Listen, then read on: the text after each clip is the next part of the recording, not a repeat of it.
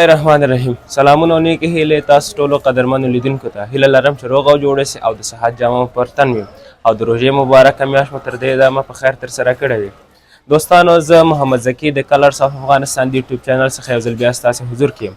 دوستانو زه نن راغلی یم د جلال آباد ښار د دلته زموږ هیوادوال چې دي د رختو کاروبار کوي او غواړو چې د دوی څخه احوال واخلو او له تاسو سره یې دغه تصویرونه شریک کړو. سلام علیکم. وعلیکم السلام. خیر علیکم. ورور ښې صحت دې ښه دی؟ خیر. ژوندی اوسې. زموږ لیدونکو ته ځان معرفي کړه. تاج محمد نیکزاده مې نوم دی، د بیسلو ولسوالۍ اوسېدونکی یم، د جلال آباد ښار کې دوکاندار. ډېر اعلی. څومره وخت کېږي چې دغه د رختو کاروبار کوئ؟ دا تقریبا کېږي زما خو 20 کاله کېږي تقریبا شاوخوا 20 کاله. 20 کاله. نو په دې 20 کالو کې به د ډېرو جالبو پیښو سره به مخ شوی، جالبو خاطرو سره، جالبو خبرو سره. شته دی، دا شیان راځي نو دا شته پکې، جالبو خاطرې هم پکې شته، ترخې هم پکې شته، خوږې هم پکې شته، شته دی. بلکل. دغه د روژې مبارکه میاشت چې وړوکی اختر مخې ته لرو، سیزن څنګه و؟ والله ښه، پخوا په پرتله لږ کمزوری و، خو دومره زموږ چې څومره توقع هغسې نه و. لکه پخوا نظام کې چې و هغې کې بازار د اول نه شروع تر 25مه پورې به ښه بازار و. اوس چې دی د اول نه شروع یې 15مې باندې بیا لږ کمزوری کېږي. اوس دغه تاسو ګورئ چې اوس وخت هېڅ هم نشته. نو دا خبره دغه دی، نن 22م دی روزي، نو بیخي دې وخت کې هغه پخوا په پرتله ډېر کمزوری دی، نیم په نیم فرق کړی دی. په دغه وخت کې به د خیاطانو باندې به بیروبار ډېر وي. خیاطان اکثره خیاطان خپل رخت لري، کوشش دا کوي چې خپل رخت پرې خرڅ کړي. نو که یو رخت فروش رخت هم خرڅ کړي هغه یې نه اخلي، وایي یاره وایي ځای نشته دی. او که هم هغې نه د رخت واغوستو خپله درته وایي رخت رانه واخله او ما درته ګنډي، بیا هغې د کار کېږي، بیا هغې تقریبا تر 20مه پورې کار روان. کوم رخت ډېر مشهور رخت دی؟ والله په افغانستان کې خو ډېر مشهور دی هغه د کراچۍ رخت دی، ګریس ډېر زیات مشهور دی، ټیمټکس دی، جینټکس دی، آف ټایم دی. نو دا جګې کوالټیانې امسات والا دی، لارسن کمپنۍ دا جګې کوالټیانې. او کاټنو کې؟ کاټنو کې مختلفه زنجي کاټن چې دی هغه ډېر جګ کاټن دی، او جینټکس کاټن دی هغه هم جګ کاټن دی. همدا اوچتې برانچ کمپنۍ دی او دا ښه کوالټیانې. دا زنجي چې دی هغه د ګریس کمپنۍ ده، او دا جینټکس چې دا جینټکس کمپنۍ ده هغه هم کاټن لري خپله، هغه هم کاټن ښه کاټن جوړوي. رخت د کومو هیوادونو څخه راځي؟ اوس وخت کې خو چین نه ډېر مال راځي، هند نه راځي او پاکستان نه راځي. په دې درې واړو کې بیا کوم یو ډېر ښه رخت دی؟ ښه رخت چې دی هغه د کراچۍ رخت دی، پاکستان کې دی هغه د کراچۍ بیا رخت دی. همدا ګریس او جینټکس او ټیمټکس او آف ټایم دا کپړې بیا. یو جوړه جامې د ګریس څو افغانۍ تمامېږي؟ یاره اوس وخت کې چې ښه ګریس اخلې د 1000 روپو پورې شاوخوا تمامېږي ښه ګریس. او کمزوری اوس خو نن سبا په هر یو باندې ګریس لیکلي، 400 والا هم ګریس دی، 500 والا هم ګریس دی، د 800 والا هم ګریس دی، د 900 والا هم ګریس دی. خو ښه ګریس چې دی 900 روپۍ شاوخوا تمامېږي که نه. بیا یې دوکاندار 1100 هم خرڅوي، 1200 هم خرڅوي، که 900 تمام شي په 1000 هم خرڅوي، یا 100 ګټي یا 1.5 سل ګټي یا یې 50 ګټلې. خو مختلفه بازار دی، نو یو ګاډ سره جوړ جاړی چې په څو جوړ راغی ورسره. ما سره یو پوښتنه پیدا کېږي، بعض وخت رختونه بور کوي، د علت به څه شی؟ دغه کپړې اکثره چې تار زیات ولري، بعضې هغه ګاډ داسې دی چې یو رقم ته بور دی چې هغه کلوله شي پاتې شي دلته، صحیح دی، هغه ټوټه بیا کیفیت یې کمزوري. یو داسې چې هغه ټوټه معمولي غوندې واسکټ کلک ورسره ډېر ولګي، ټوټه نرموالی زیات لري، نو اکثره دا بغلونه یا د دې جیب سر باندې ډېر زیات لګېږي را لګېږي، هغه په معمولي غوندې پشم کوي، په ګاډ ګیله په هماغه ساعت کې کوي چې ولې بورې کړه، خو هغه ځان پاکوي، هغه بیا بد ورته ویل، یو پتي یو بدي، نو هغه بد دی هغه ختمېږي. او بعضې وخت کې ګاډ هغه نه مني در سره چې یاره ولې دې پشم کړی، خو هغه تار زیات لري. او کوم کپړه چې پلاستیک ډېر لري هغه پشم نه کوي، نه رنګ کوي نه پشم کوي، خو پلاستیک زیات لري.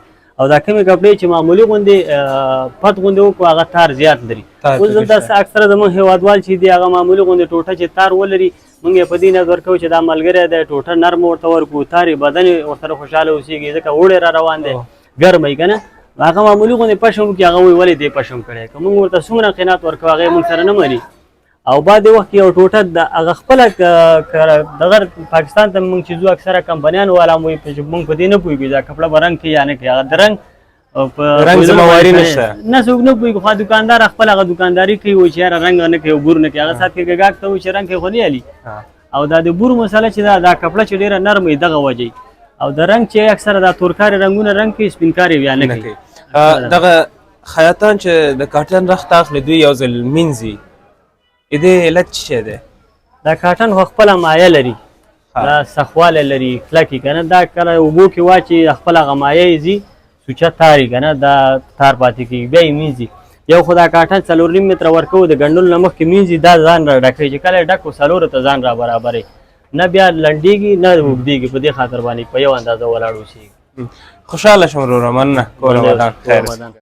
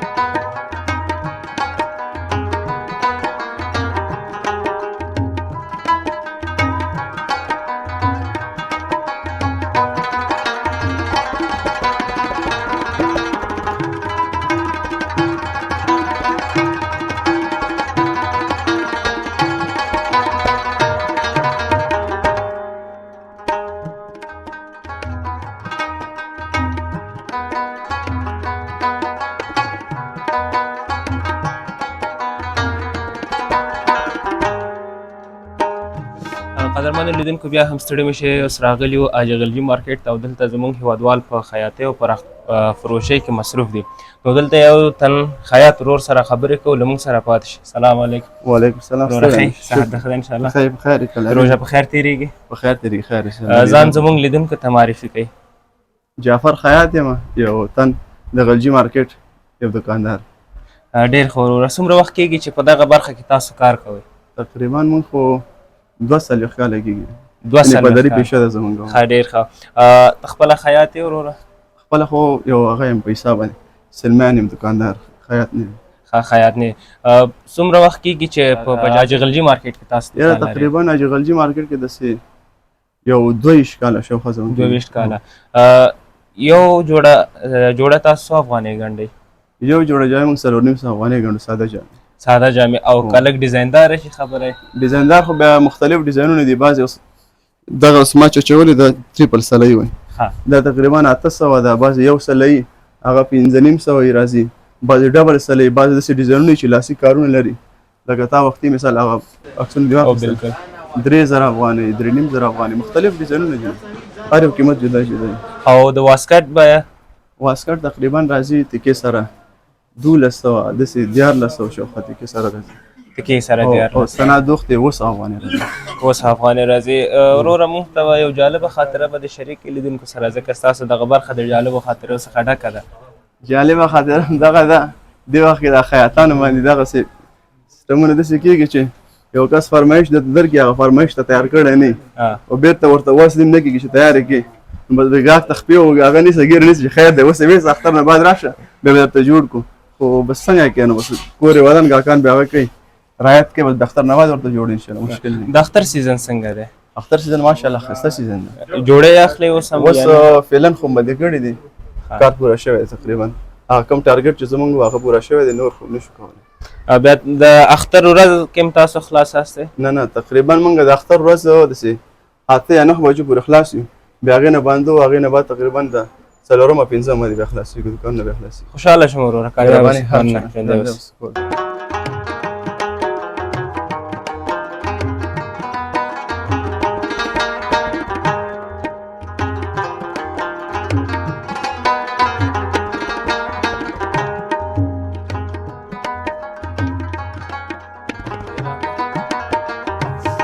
قدرمنو لیدونکو دا وه زموږ د نن ورځې خپرونه چې د جلال آباد ښار د مختلفو ساحو څخه هم تاسو ته وړاندې کړه. دوستانو موږ وغوښتل په دغه خپرونه کې له خپلو ډېرو هیوادوالو سره خبرې ونه کړو، فقط د تاسو سره یې تصویرونه شریک کړو. ومو غوښتل د یو تن رخت پلورونکي او د یو تن خیاط سره هم خبرې وکړلې تر څو تاسو هم پوه شوئ.